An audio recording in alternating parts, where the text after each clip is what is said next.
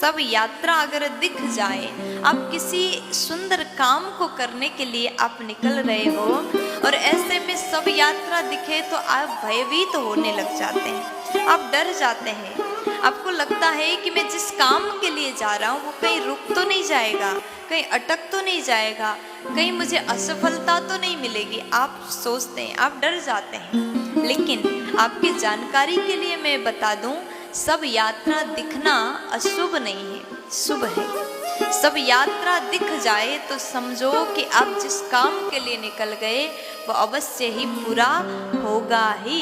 अब वो कौन से 5 काम हैं जिसको आपको करना चाहिए? सब यात्रा दिखे तो जरूर ये 5 काम अवश्य करें। अब आप लोग भी ध्यान से सुनिएगा, पुरुष के लिए विशेष करके, क्योंकि सब यात्रा में शामिल नारियां नहीं होती, पुरुष ही होते हैं। सब यात्रा दिखे तो कंधा देने की कोशिश करें।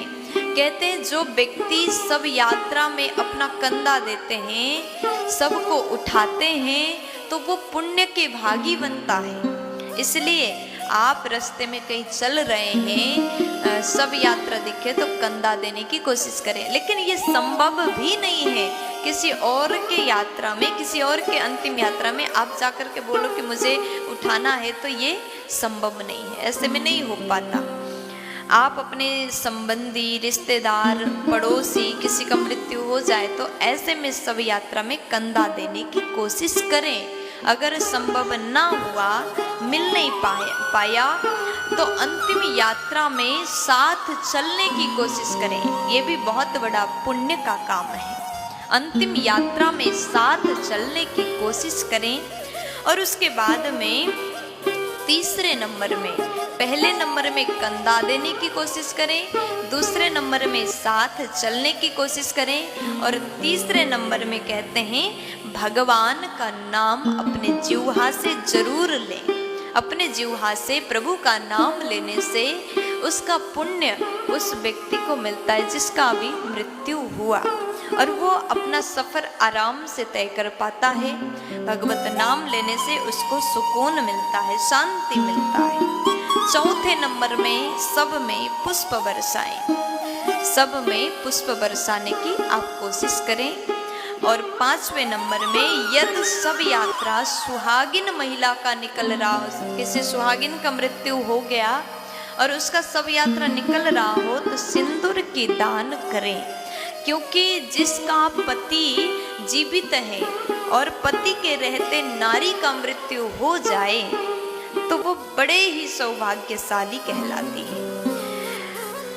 नारी का मृत्यु, पति के रहते नारी का मृत्यु होना अत्यंत सौभाग्य की बात है।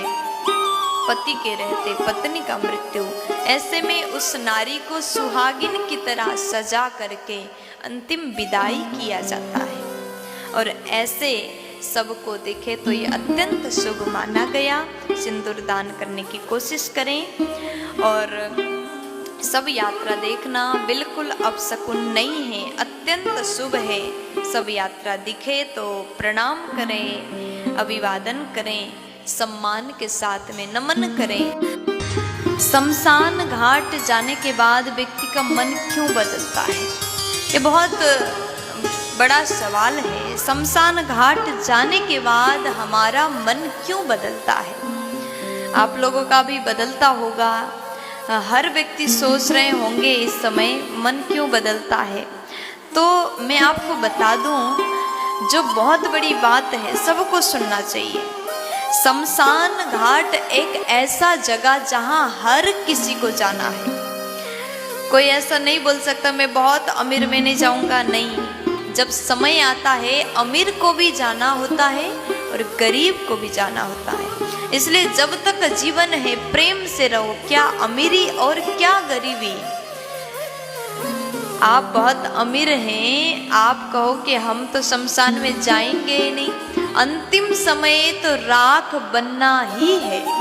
चाहे अमीर हो या फिर गरीब हो, वहीं पर जाना है। इसलिए जीवन में कभी घमंड ना करें, क्योंकि अंतिम यात्रा सबका एक ही होता है। अंतिम यात्रा वही है। और शमशान घाट जाने से हम थोड़ा डर भी जाते हैं और सोचते हैं क्या होगा, कैसे होगा। तो जीवन का सत्य तो यही है, जो आया है उसे जाना ही पड़ता है। तो उस समय जब व्यक्ति शमशान घाट जाता है, किसी की मृत्यु हो जाने पर शव यात्रा में जब जाता है, जब शरीर को जलते हुए देखता है, जब शरीर एक पल में राख बनकर ढेर लग जाता है, तो उस समय व्यक्ति सोचता है, जितने उपस्थित लोग हैं सब सोचते हैं क्या जिंदगी है। जीवन में धन के पीछे भाग रहे हैं, पद के पीछे भाग रहे हैं, प्रतिष्ठा के पीछे भाग रहे हैं, सम्मान के पीछे भाग रहे हैं। जितना भी कमाया अंतिम में तो यही आना है, कितना भी नाम बना लो अंतिम समय तो राख ही बनना है। ये मन में ये भाव आया, वैराग्य आया, मन बदल गया, जीवन कुछ नहीं है, आज के बाद मैं झूठ नहीं बोलूंगा। व्यापारी जब जाते हैं, व्यापारी सोचते हैं आज के बाद मैं व्यापार में किसी को ठगूंगा नहीं, झूठ नहीं बोलूंगा, जो सत्य है बस उतना ही करूंगा, उतना ही व्यापार करूंगा। शमशान में जाते ही मन बदलता है, सोचता है जीवन की सत्य बस एक है, वो सच है मृत्यु। लेकिन जब घर आ जाए और पुनः अपना व्यापार प्रारंभ कर दे तो वो बातें भूल जाता है। फिर 10 की सामान को 20 में बेचने लगता है, मन बदल गया।